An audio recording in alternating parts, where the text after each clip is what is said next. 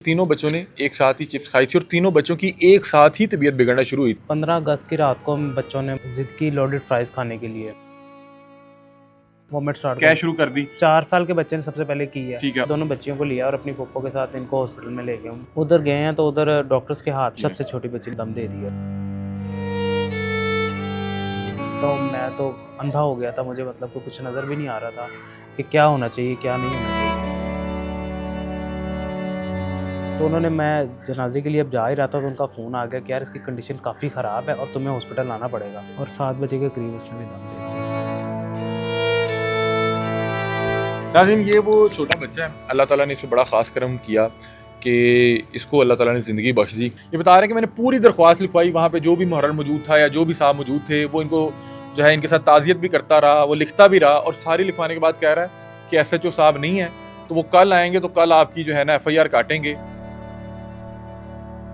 बिस्मिल्लाहिर्रहमानिर्रहीम, अस्सलाम वालेकुम नाज़रीन, आप तमाम आप आपको खुशामदीद कहते हैं अपने इस डिजिटल मीडिया प्लेटफॉर्म पर। नाज़रीन, 15 अगस्त की रात एक बड़ा ही अफसोसनाक वाक़या पेश आता है। होता कुछ यूँ है कि जो भाई मेरे साथ बैठे हैं ये अपने बच्चों के साथ बाहर निकलते हैं और बच्चों को कुछ खिलाने के घर से एक रेस्टोरेंट पहुँचते हैं और वहाँ से अपने बच्चों को लोडेड फ्राइज़ लेके देते हैं। इन्हें नहीं पता था कि ये लोडेड फ्राइज़ जो है इनके लिए इतना मसला खड़ा कर देंगे कि इनके 2 नन्हे बच्चे इस जहाने फ़ानी से चले जाएंगे। ये बता रहे हैं कि 15 अगस्त की रात जो हमारे बच्चों ने लोडेड फ्राइज़ खाए उसकी वजह से अगले रोज़ ही तीनों बच्चे, मतलब कि इनके 3 बच्चे थे, एक बड़ा बेटा हमारे साथ इस वक्त मौजूद है, अल्लाह ताला ने बड़ा ख़ास करम किया कि इसकी तबीयत संभल गई है। लेकिन इसकी जो 2 छोटी बहनें थी, एक की उम्र 4 साल बताई जा रही है और एक की उम्र 6 साल बताई है, उसने जो है उसके वेरी नेक्स्ट डे से वॉमिट का सिलसिला आगाज़ हुआ। ये बच्चा भी बता रहे हैं कि तीनों की हालत एक तरह से थी। दिन पूरा जो है वो वॉमिट होती रहती थी, हम लेके हॉस्पिटल भागते थे, हॉस्पिटल वाले कोई एक आध इंजेक्शन लगाते थे, वो ठीक हो जाते, फिर हम घर आ जाते थे। और जिस रात चिप्स खाई उससे एक दिन बाद जो है इनकी सबसे छोटी बेटी जो है उसकी पहले डेथ होती है। ये बता रहे हैं कि मैं उसकी मैयत अभी घर लेके आ रहा था तो मुझे जो है हॉस्पिटल से कॉल आ रही कि आपकी दूसरी बच्ची की भी तबीयत ठीक नहीं है, अब फौरी तौर पे हॉस्पिटल भागें। ये साहब अपनी जो सबसे जो है छोटी बच्ची थी उसके जनाजे में सिर्फ इसलिए शिरकत नहीं कर सके क्योंकि इनकी दूसरी बेटी जो है वो ज़िंदगी और मौत के कश्मकश में थी। बता रहे हैं कि कुछ लम्हों बाद बच्ची की तबीयत मुसलसल बिगड़ती जा रही थी, उसको वेंटिलेटर पर मुंतकिल किया गया और चंद घंटों बाद वो भी इस जहान फ़ानी से चले गई। ये बच्चे को भी जो है इसी हालात का सामना था, लेकिन अल्लाह ताला ने इसकी जो है ज़िंदगी लिखी हुई थी और ये इस बच्चे की अब तबीयत संभल चुकी है। और बता रहे हैं कि हम अभी भी बहरहाल इस हवाले से तशवीश में थे तो हमने अपने बच्चे के अब तमाम तर टेस्ट करवाए हैं। ये पोस्ट कल इनके भाई हैं उन्होंने सोशल मीडिया पर डाली, उसके बाद जो है वो सोशल मीडिया पर वायरल होगी। आज हम इनके पास आए, इन्होंने कहा कि यार ये अल्लाह ताला ने मेरी तकदीर में लिखा हुआ था, ये मेरे लिए आजमाइश थी और मैं सिर्फ बात करने का मकसद ये है कि मैं अवेयरनेस फैला सकूं ताकि जो मेरे बच्चों के साथ हुआ या जो तकलीफ़ मैंने सही वो कल को किसी और को सहनी ना पड़े। क्या मामला है, इन भाई से बातचीत करते हैं। अस्सलाम वालेकुम। वालेकुम अस्सलाम। भजन, अल्लाह ताला का हुक्म है, अल्लाह ताला आपको सब्र दे। बिल्कुल और वालदा जो हैं बच्चों की उनकी भी कैफियत बड़ी ख़राब होगी, जी। अल्लाह ताला उन्हें भी सब्र दे। आमीन। मुझे बताइएगा कि मामला क्या है, 15 अगस्त को किस तरह से आप PIA रोड पहुँचे, कौन सा रेस्टोरेंट था, क्या लिया और फिर किन मुश्किलात का आपको सामना रहा? 15 अगस्त की रात को बच्चों ने मतलब कि ज़िद की लॉडेड फ्राइज़ खाने के लिए। अच्छा। तो मैं इनको ना ले गया बाहर मेन PIA रोड पे। तो मतलब जाने रेस्टोरेंट तो काफ़ी है PIA रोड पे। तो मैं रोलिंग पैन के आगे से गुजरा तो मैंने देखा कि इधर से ट्राई कर लेते हैं। टाइम रात को 1 बजे का था। ठीक है। तो मैंने उनसे पूछा रोलिंग पैन जो ब्रांड है उनसे लोडेड फ्राइज़ का, तो उन्होंने कहा अवेलेबल है। तो मैं बच्चों को लेके ममोल से जैसे पहले रेस्टोरेंट से खाना वगैरह खाते थे या पैक करवा के घर ले आते थे वैसे ही रूटीन के साथ ही था। तो लोडेड फ्राइज़ लिए हैं तो घर ला के मैंने बच्चों को जब खोल के दी है तो बच्चों को मैंने खाने के लिए दिए तो उसके ऊपर मैंने एक पिंक सॉस देखी थी। अच्छा। बच्चों को मैंने देखा, मैं समझा कोई ऐसी रेसिपी होगी इनकी जिसकी वजह से नया कोई टेस्ट के जी, लिए। क्योंकि हमने रोलिंग पैन को 1 साल से ज़्यादा का टाइम हो गया हमारे PIA में। मैंने फ़र्स्ट टाइम इधर से परचेजिंग की थी। ठीक है। तो मामूल के मुताबिक बच्चों ने खाई जितनी खा सकते थे, बाकी हमने रख दी और सुबह वेस्ट कर दी। 9 बजे बच्चे स्कूल से तो ऑफ है इनका, बच्चे रेगुलर 10-11 बजे ये उठते आपने हैं। रात तकरीबन 12-1-2 बजे 1 बजे के एक सवा 1 बजे 1:30 बजे के करीब खाई है। खाने के बाद बच्चे सो गए होंगे। बच्चे खेलते रहे हैं। ठीक है। बच्चे खेल रहे थे, टीवी देख रहे थे, कार्टून ठीक है। देख रहे थे। तो मैं सो गया था। बच्चे अपने टाइम से सोते हैं, ठीक है। 2:30 बजे 3 बजे सोते क्योंकि थे। स्कूल आजकल नहीं जा रहे स्कूल होंगे। नहीं जा रहे, ठीक है। फिर सो गए हैं बच्चे। तो सुबह एग्जैक्ट टाइम 9 बजे, 9 बज के कोई 1 मिनट 2 मिनट हुआ होगा तो बच्चे उठते हैं 11 बजे, 10:30 बजे, 11 बजे अपने टाइम से नींद पूरी करके। वॉमिट ने सबसे पहले छोटी बच्ची को उठाया, उसके एक क्या सेकंड नाम में था छोटी बच्ची का? इरहा, अच्छा। जो 4 साल की थी। वॉमिट ने उसे उठाया, उसके उठते ही उसने वॉमिट अभी की है, तो दूसरे दोनों बच्चे भी सेम एग्जैक्ट सेम टाइम पे, कुछ सेकंड्स का डिफरेंस होगा, तो सेम टाइम पे दोनों बच्चे उठे, उन्होंने भी सेम कंडीशन मतलब सेम प्रैक्टिस की, वही वॉमिट उसी तरह ही सेम कंडीशन में थे। मतलब कि रात बच्चे चिप्स खा के सोए, सोए हैं सुबह यानी कि वक्त से पहले उठ गए, पहले वक्त और तीनों ने उठ के उल्टियां शुरू कर दी। वॉमिट। ये आपका सबसे बड़ा बेटा बड़ा है। बेटा इसका क्या नाम है? मोहम्मद हाशिर। मोहम्मद हाशिर। अल्लाह ताला इसको जी लंबी उम्र दे, इसको अपने हिफ्ज़-ओ-मान में रखे। आमीन। जो दरमियान में जो आपकी यानी कि इनसे छोटी हाँ आपकी जी, बेटी छोटी थी, बेटी। उसका क्या नाम था? तहरीम फातिमा। तहरीम फातिमा। मतलब कि इरहा तहरीम सबसे छोटी थी 4 साल की, तहरीम फातिमा 6 6 साल साल की, की थी, और और ये 7 साल का। ये 7 साल का। अच्छा, मतलब कि तीनों बच्चों ने उल्टी शुरू कर दी, वॉमिट स्टार्ट क्या कर शुरू कर दी? 4 साल के बच्चे ने सबसे पहले की है। ठीक है। और उसके क्या बाद 6 वॉमिट साल में और क्या ये था? मतलब कि बबल और पानी था बस। अच्छा। पानी और पानी मतलब पानी, बबल्स होते हैं वो जैसे ग्लू टाइप, ऐसे बबल से पानी था बस। ठीक है। मतलब कि तीनों बच्चे एक ही तरह तीनों की क्या बच्चे कर रहे हैं? की ठीक है। सेम कंडीशन कर रहे हैं। उन्होंने 5 से 6 बच्चे फी बच्चे ने वॉमिट किया है। तो उसके बाद इनकी मदर ने मुझे फ़ोन किया है, तो मैं आया हूँ घर, तो मैंने हॉस्पिटल लेके आऊँ। तो गाड़ी में भी 2 बच्चों ने, बड़े बच्चों ने वॉमिट किया है बैग में, तो छोटी ने भी वॉमिट किया, तो वो मेरे पास थी टिश्यू में, वो मैंने देखा कि उसका मैंने मुंह साफ़ किया, नॉर्मल सी वॉमिट की, पानी था बस और बबल से। तो हॉस्पिटल ले गया हूँ, तो उधर उन्होंने जाते में इंजेक्शन लिख दिए ऑनसेट के नाम से, आई थिंक, वॉमिट को रोकने के लिए। मैंने उन्हें सारी कंडीशन बताई तीनों बच्चों की, उन्होंने इंजेक्शन लिख के दिए, मैं लेके आया, वो इंजेक्शन लगाए, हमने थोड़ी देर स्टे किया उधर 2-2.5 घंटे, तो बच्चे तब स्टेबल हो गए हैं। वॉमिट करना बंद कर दिया उन्होंने, सिर्फ वॉमिट करना बंद कर दिया। अंदर इनके क्या था वो मुझे नहीं पता था ना, उन्होंने आपको तो ये लग रहा होगा कि वैसे डायरिया हो गया, या ऐसे बच्चों ही। का जो है वो बिल्कुल बिल्कुल तबीयत खराब है। ठीक है। आपको नहीं पता था कि इतना सीरियस हो इतना सकता है? सीरियस मामला हो सकता, क्योंकि बच्चे शो नहीं कर रहे थे। ठीक है। ऐसी मतलब कंडीशन, बच्चे को तो खुद भी नहीं पता कि मेरे बॉडी के साथ हो क्या रहा है। हालात भी ऐसे नहीं थे शो कर रहे कि इनको लगे या हमें लगे कि ऐसी कंडीशन ख़राब है अंदर, इनके क्या चल रहा है। फिर 5 बजे के बाद बच्चों ने फिर उसी तरह ट्रीट करना शुरू कर दिया। वॉमिट का मतलब प्रैक्टिस करते थे, वॉमिट आती नहीं थी, मतलब कि वो बार बार करने करने की कोशिश कंडीशन है। हाँ जी, ठीक है। आती नहीं थी, कभी आ गई, मोस्टली नहीं आती थी। फिर मैं भाग के इनको हॉस्पिटल ले गया हूँ, तो डॉक्टर्स ने फिर इंजेक्शन लगाए हैं, और फिर हमें कहा कि यार ये बिल्कुल ठीक है, आप इन्हें ले जाएं, डिस्चार्ज कर दिया, हम घर आ गए। रात को 12 बजे के करीब फिर इनकी तबीयत ख़राब हुई है, और मैंने फिर हॉस्पिटल ले मतलब कि गया। आप एक ही दिन में तीसरी बार अपने बच्चों को हॉस्पिटल जो है लेके गए, और वो फिर एक इंजेक्शन लगा रहे हैं और उससे उल्टी रुक रही है। उल्टी रुक रही है, मतलब वॉमिट की प्रैक्टिस करते रहे, वॉमिट करने को आते रहे, पर आती नहीं थी वॉमिट। ठीक है। तो मैंने फिर जब मैं रात को 1 बजे लेके आऊँ, तो मेरे फोर्स करने पे मैंने कहा कि आप इन्हें मस्कुलर इंजेक्शन लगाए जा रहे हैं, इन्हें कोई आईवी इंजेक्शन लगाएं, इनकी वेन्स में इनको कोई ड्रिपें लगाएं, ताकि ये ठीक हो। मेरा तो तीसरा चक्कर लग गया ऐसा। तो उन्होंने कहा इनको कोई ऐसी डिहाइड्रेशन नहीं है, इनका स्किन चेक की, पेट पे, उन्हें यही लग रहा होगा कि बच्चे डायरिया का शिकार है। डायरिया का शिकार है। तो उन्होंने कहा कि हम, मेरे फोर्स करने पे उन्होंने इनको मतलब ड्रिप्स वगैरह, छोटी को ड्रिप लगा दी, इनको बटरफ्लाई वगैरह लगा के इनको आईवी इंजेक्शन लगा दिए, कोई एंटीबायोटिक भी इंजेक्शन फिर लगवाए उन्होंने, आपस में डिस्कस करके उन्होंने। तो फिर हम 3 बजे तक उधर स्टे किया, हम 3 बजे भाई आए, हमें वो उन्होंने डिस्चार्ज किया, हम घर आ गए। संडे वाला दिन तकरीबन ठीक गुजरा, बच्चे मतलब रूटीन से, इस बच्चे ने तो खाना स्टार्ट कर दिया था। ठीक है। उसने उसी रात से दही मांगा, केला मांगा, हमने इसको दिया। बाकी दूसरे बच्चों ने नॉर्मली हमने फोर्सफुली उनको मतलब नीमकोल का पानी और सारी चीज़ें दी हैं, केला दिया और दही दिया, उन्होंने थोड़ा थोड़ा सा नॉर्मली खाया है। तो संडे वाले दिन निढाल रहे हैं सारे बच्चे। ये बेहतरीन था, ये मोबाइल देखता रहा, थोड़ा सा खेलता भी और मेरे रहा। ख्याल है ये उन सब बच्चों में कदरे बड़ा है इस वजह से, इसकी मतलब कि एक्सरसाइज वगैरह ये वो ज़्यादा है, इसका इम्यून सिस्टम उन बच्चों की निस्बत ज़रा स्ट्रॉन्ग था। ठीक है। तो वो बच्चे निढाल रहे हैं, बातें करते रहे, पर निढाल रहे हैं। संडे नाइट को बिल्कुल ठीक सोए हैं। मंडे मॉर्निंग सुबह 7 बजे बच्ची सबसे छोटी उठ के ना दूध मांगती है, उसने वो उठी ज़रूर है, पर उसकी कंडीशन थोड़ी सी अजीब सी लगी। उसकी मदर ने मुझे कहा इसकी तबीयत भी ठीक नहीं लग रही, इसको हॉस्पिटल ले जाएं। तो मैं उठा हूँ, तो मैंने उससे बड़ी बेटी ने मुझे कहा कि बाबा मेरे भी पेट में दर्द हो रहा है।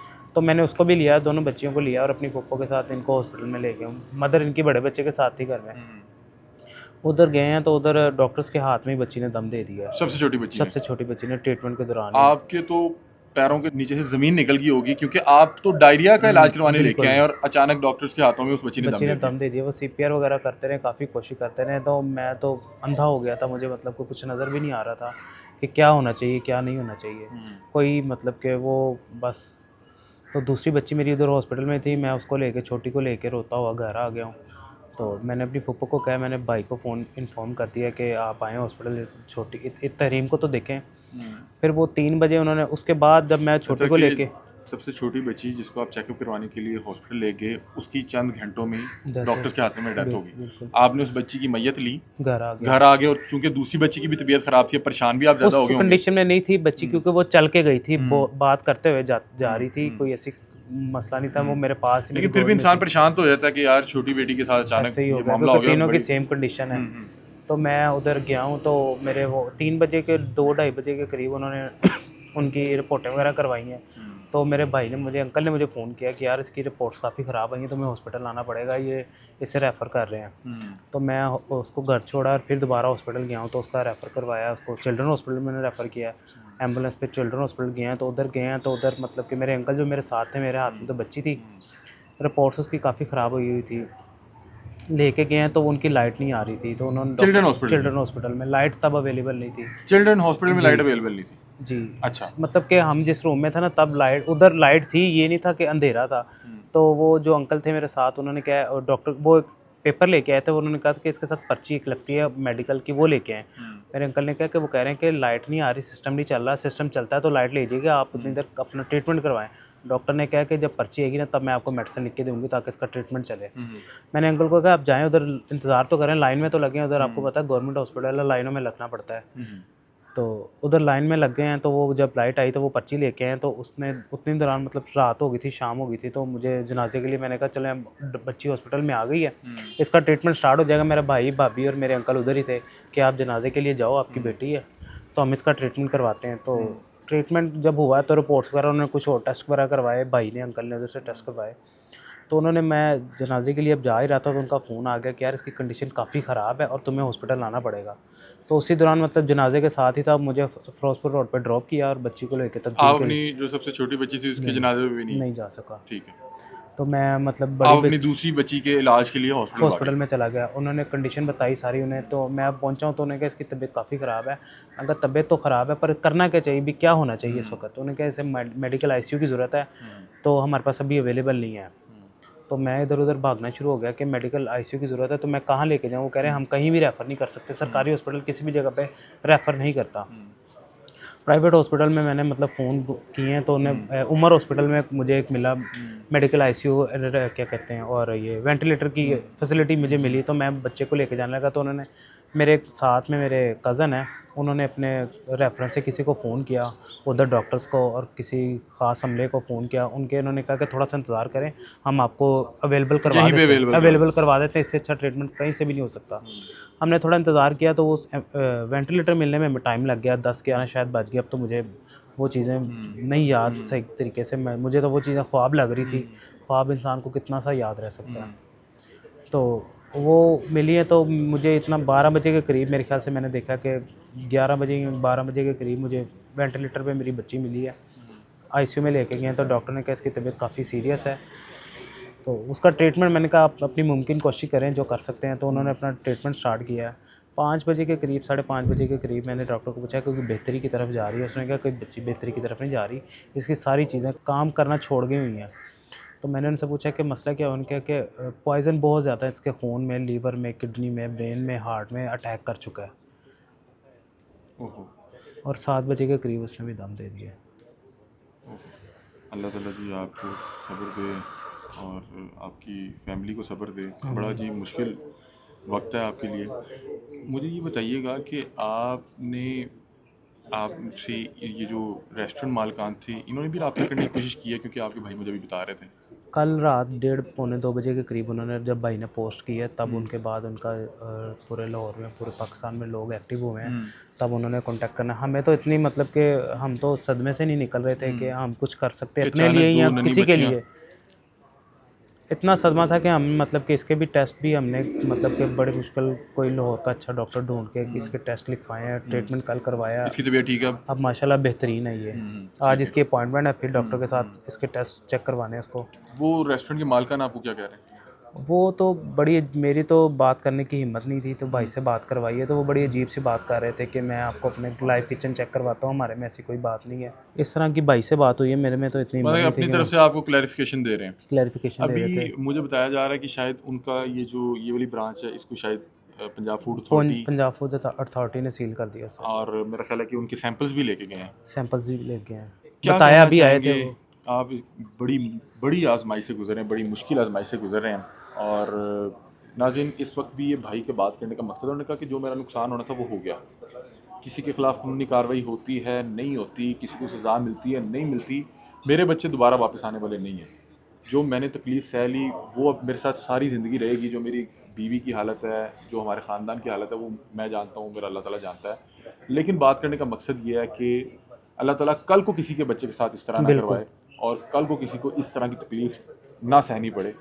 तो क्या कहना चाहेंगे हमारे वालिदैन पोस्ट को? करने का मकसद भी यही था कि लोग एजुकेट हों इस बात से कि जो जो तकलीफ़ मुझे है, मैं कभी भी नहीं चाहूँगा किसी दुश्मन को भी ऐसी तकलीफ़ हो। एहतियात करनी चाहिए बिल्कुल एहतियात बाहर करनी से चाहिए। खाने के वक्त, और बिल्कुल, कोशिश करनी बिल्कुल। चाहिए कि आप खाने से पहले एक बार खुद चीज़ को चेक कर लें। आपने वैसे नॉर्मली होता है कि आप बच्चों के लिए कोई चीज़ लेके आते हैं तो कुछ एक आप खुद चेक कर ली, कोई वालदा ने चेक कर ली, आप लोगों नहीं, ने मैंने उसको खाना खा लिया हुआ था तो मैंने नहीं कोशिश की ऐसी, मतलब कि ये आपने भी उसमें से कुछ नहीं लिया और ना मैंने आपकी मिसेज मतलब ने लिया? ऑलिव्स निकाल के, बच्चों ने कहा कि हम ऑलिव्स, बच्चे ऑलिव्स नहीं खाते, मैंने निकाल के साइड पे रख दिया। मैंने ये खोलते हुए ये तो ज़रूर देखा था कि पिंक सॉस थी उसमें। तो मैं तो तब मतलब कि तब से ना कल तक ब्लाइंड था, अंधा था कि वो तो ऐसी पिंक बात सॉस है कि थी। बंदा वो सदमे से ही नहीं निकल पाता मतलब कि ये हो क्या कल गया। मैं अपने बच्चे के साथ बात कर रहा था तो इसने मुझे डिमांड की बाबा मुझे बाहर से कुछ खाना है। तो मैंने कहा अभी नहीं यार, डॉक्टर ने मना किया कुछ देर के लिए आप बाहर से ना खाना खाएं, घर से खाना खाएं। तो इसने मुझे मतलब मेरी आंखें खोली, मुझे नींद से जगाया कि बाबा मैं वो पिंक सॉस नहीं खाऊंगा। मतलब कि आप एक वो मुझे फिर वो याद आया कि हाँ यार वो एक पिंक सॉस थी तब। मतलब कि वो एक आप ख्वाब आ रहा है आपको बार बार, जी जी। आप उस सिचुएशन से निकल पा रहे हैं। निकल। नाज़रीन, ये वो छोटा बच्चा है, अल्लाह ताला ने इस पे बड़ा ख़ास करम किया कि इसको अल्लाह ताला ने ज़िंदगी बख्श दी। क्योंकि बता रहे हैं कि तीनों बच्चों ने एक साथ ही चिप्स खाई थी और तीनों बच्चों की एक साथ ही तबीयत बिगड़ना शुरू हुई थी और तीनों बच्चों की तकरीबन कैफियत एक तरह की थी। चूँकि ये बच्चा थोड़ा सा कदरे बड़ा था, बता रहे हैं कि इसकी खेल कूद में, एक्टिविटीज़ में इसकी ये जो है वो सरगर्मियाँ ज़्यादा थी, तो इसका इम्यून सिस्टम कदरे बेहतर था और अल्लाह ताला ने इसकी लिखी हुई थी। तो ये बच्चा अल्हम्दुलिल्लाह हयात है। इस बच्चे से भी थोड़ी सी बात करते हैं। अस्सलाम वालेकुम, क्या हाल है, ठीक हो? तबीयत ठीक है? क्या हुआ था, चिप्स ठीक नहीं थी? हाँ जी। जी। आपको उसके बाद पेट में दर्द थी? हाँ जी। पेट में दर्द थी, वो चिप्स अच्छी नहीं थी? यानी छोटा सा बच्चा है, जाहिर सी बात है कि वो ख़ुद भी इस चीज़ को उस तरह से महसूस नहीं कर सकता कि बहन कहाँ गई या इस वक्त कहाँ पे है। इसको तो ये लग रहा होगा कि शायद हॉस्पिटल है या किसी रिश्तेदार के घर है, कल आ जाएगी या परसों आ जाएगी। क्योंकि वालिदैन इस तकलीफ़ को समझते हैं और उनके लिए सदमा बहुत बड़ा है। और इस प्रोग्राम को करने का मकसद ये था कि तमाम वालिदैन से दरख्वास्त है कि कभी भी किसी भी ऐसी जगह से कोई भी चीज़ ना लें जहाँ पे कोई सब स्टैंडर्ड कोई चीज़ बन रही हो या जहाँ पे पंजाब फूड अथॉरिटी या जो फूड के बेसिक SOPs हैं उनको फॉलो ना किया जा सकता हो या वहाँ पे फॉलो ना किया जा रहा हो। क्योंकि हमने इसमें हज़ारों प्रोग्राम किए, हमने आपको दिखाया कि जो लोग हम लोगों को ये खाना बना के दे रहे हैं या जो लोग ये इस फील्ड से वो बसता है, हमने वहाँ पे देखा कि लोगों को SOPs ही नहीं पता। वहीं पे किचन है, वहीं से चूहे गुजर रहे हैं, वहीं पे जो है वो छिपकलियाँ फेर रही हैं, वहीं पे सब स्टैंडर्ड चीज़ें इस्तेमाल की जा रही हैं। इस तरह की ढेरों फैक्ट्रियाँ मौजूद हैं जो अपने चंद आनों को कमाने के लिए सब स्टैंडर्ड और ये जाली अशिया बनाते हैं जो कि किसी भी शख्स के प्यारों के लिए जानलेवा साबित हो सकती है। बड़ा ही अफसोस है और दुख की घड़ी में हम इनके साथ करें, अल्लाह ताला इनको सब्र दे। और रियासत से दरख्वास्त ये करेंगे कि जो भी ज़िम्मेदारान हैं उनके खिलाफ कार्रवाई की जाए और पंजाब फूड अथॉरिटी से दरख्वास्त करेंगे, खुदा का वास्ता अगर अल्लाह ताला ने आपको मनसब दिया है तो निकलें, काम कर लें। अल्लाह ताला ने आपको मनसब इसीलिए दिया है कि आप इंश्योर कर सकेंगे कि कोई कहीं पे जहर तो नहीं बेच रहा, उस जहर को खा के किसी का कोई बच्चा तो नहीं एक्सपायर हो रहा। तो ये देखें कि ये मेन ये PIA रोड है, मेन PIA रोड है। ऐसा नहीं है कि कोई दूर दराज इलाके या कोई देहाती इलाके में ये मामला हुआ है। तो खुदा का वास्ता आप लोग होश के नाखुन लें। आप लोग भी कहीं ना कहीं इसके ज़िम्मेदार हैं कि अगर वहाँ पे सब स्टैंडर्ड अशिया फ़रोख्त हुई हैं तो ये आपको पता होना चाहिए था। ये आपका काम था कि इसको इंश्योर करते कि कोई इस तरह की चीज़ जो है किसी बच्चे के पेट में ना जा सके। बहरहाल अल्लाह ताला जी इनको सब्र दे। बहुत से लोग जो इस हवाले से वालिदैन को मशवरा दे रहे हैं कि जी ये करवा लेते, वो करवा लेते। देखें, किसी भी बच्चे को अगर क्या आएगी, वॉमिट होगी, उसको जो है मोशंस आएंगे, तो सबसे पहले जो वालिदैन का तासुर यही होगा कि शायद डायरिया है। इन्हें तो नहीं पता था कि बच्चा किस कैफियत से गुजर रहा है। 4 साल का बच्चा क्या बताएगा कि मुझे अपने स्टमक में क्या महसूस हो रहा है। वो तो उल्टी कर रहा है, वालिद इलाज भी नहीं कर सकता। वालिद तो तकलीफ दे के भाग सकता है डॉक्टर के पास कि भाई इसको ठीक कर दें, देखें इसको हुआ क्या।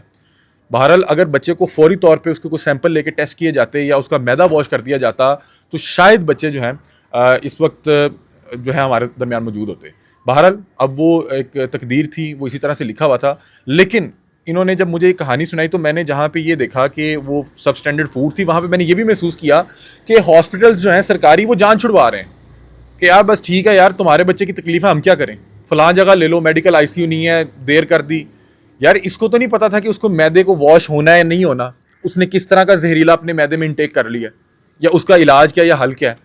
आप सिर्फ वो एक इंजेक्शन लगाते रहे कि बस किसी तरह इसकी जो है वॉमिट से इसकी जान छुड़वा दें। वो इंजेक्शन लगाते थे, वो आके उल्टी रुक जाती थी, वालिद को लगता है शायद ठीक हो गया। वालिद तो नहीं डॉक्टर। सरकारी हॉस्पिटल्स का मकसद क्या है? वहाँ पे एक तो बर्डन इतना ज़्यादा होता है और वहाँ पे जो लोग होते हैं उनकी उस तरह से ट्रेनिंग नहीं होती। भाई एक बंदा तकलीफ़ में आया है और वो आप सोचें कि उस वालिद की क्या कैफियत होगी जो डायरिया का इलाज करवाने अपने बच्चों को लेके जा रहा है और एकदम डॉक्टर कह रहा है कि आपका बच्चा नहीं रहा। मतलब कि बीइंग फादर मैं अगर ये महसूस करूँ तो मुझे तो समझ नहीं आ रही कि बंदा वहाँ पे क्या कर गुजरे, कि मैं तो भाई उल्टी आ रही थी आपके पास लेके आऊँ और आप कह रहे हैं बच्चा मर गया। फिर दूसरा बच्चा अपनी आखिरी सांसें गिन रहा है, कह रहे हैं वेंटिलेटर नहीं है, हम चेक नहीं कर पा रहे, फ़लाँ सहूलियत नहीं है, फ़लाँ जगह ले जाएं, ये कर दें वो कर दें। तो बहरहाल अल्लाह ताला इन्हें सब्र दे और रियासत को आंखें खोलने की ज़रूरत है और अपना किरदार अदा करने की ज़रूरत है। इनका जो नुकसान हुआ है उसमें रियासत भी शरीक है, रियासी इदारे भी शरीक हैं और जिस बंदे ने वहाँ पे इन्हें सब स्टैंडर्ड अशिया बेची वो भी बराबर शरीक है। इख्तिताम में जो है एक और चीज़ जो इन्होंने मुझे बताई, क्योंकि अभी ये उस कैफियत में नहीं है, ये उस तरह से वो बातें नहीं बता रहे हैं कि हम जब अपनी दूसरी बच्ची की बॉडी वहाँ से रिसीव कर रहे थे, वहाँ पे वो जो हर हॉस्पिटल में एक चौकी मौजूद होती है, वहाँ पे उन्होंने तमाम तफसीलात लिखवाई और हमें लगा कि शायद हमारी तरफ से कंप्लेन भी दर्ज हो गई है। तो अगले दिन पता लगा कोई कंप्लेन दर्ज नहीं हुई। हमने पता नहीं जो साइन अंगूठे किए वो कौन सा कागज़ था। उसके बाद ये बता रहे हैं कल रात मैं गया हूँ, इनको इनकी फैमिली ने जो है वो फोर्स किया कि आप जाके इसके ख़िलाफ़ जो है एक दरख्वास्त दें। ये बता रहे हैं कि मैंने पूरी दरख्वास्त लिखवाई, वहाँ पे जो भी मुहर्रर मौजूद था या जो भी साहब मौजूद थे वो इनको जो है इनके साथ ताज़ियत भी करता रहा, वो लिखता भी रहा और सारी लिखवाने के बाद कह रहा है कि SHO साहब नहीं है तो वो कल आएंगे तो कल आपकी जो है ना FIR काटेंगे। और कोई मतलब कि जब तक इनको वो इनको सीरियल नंबर नहीं मिलना था तो इनकी FIR कहाँ से दर्ज होनी थी। तो ये तमाम तर मामला है। इन्होंने कहा कि हमारा ना तो उस रेस्टोरेंट वाले से कोई दुश्मनी है, हमारी तरफ से उसको जो रियासत उसका करना चाहे वो करे। हमारा मकसद ये था बात करने का कि हम अवेयरनेस फैलाना चाह रहे थे कि जो हमने महसूस किया कल को किसी को महसूस करने का मौका ना मिले। अल्लाह ताला सबके बच्चों को अपने हिफ्ज़-ओ-मान में रखे और इस तरह के शैतान अनासिर की शर से महफूज रखे। अपनी राय से मैं आगाह कीजिएगा। तब तक के लिए अपने मेज़बान अली हमजा को दीजिए इजाज़त। अल्लाह हाफ़िज़।